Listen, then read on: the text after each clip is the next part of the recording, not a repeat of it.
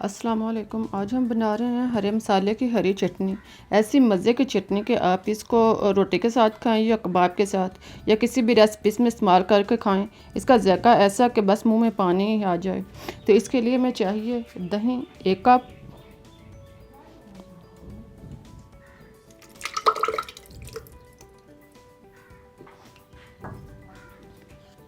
हरा धनिया आधी गठी, इसको साफ करके बारीक काट लें।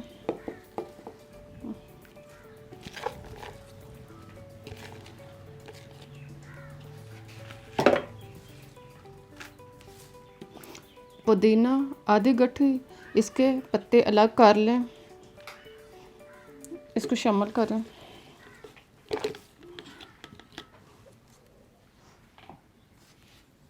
हरी मिर्च 2 से 3 अदद, इसको काट लें।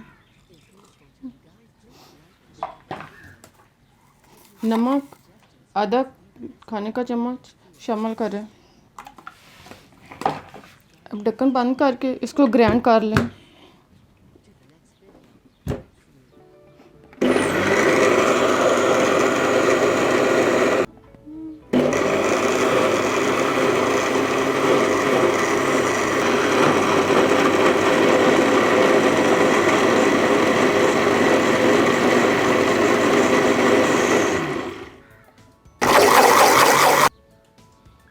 जब ये अच्छी तरह ग्राइंड हो जाए, बिल्कुल इस तरह सारे मसाला आपस में यकजान हो जाए, तो हमारी हरी चटनी तैयार है।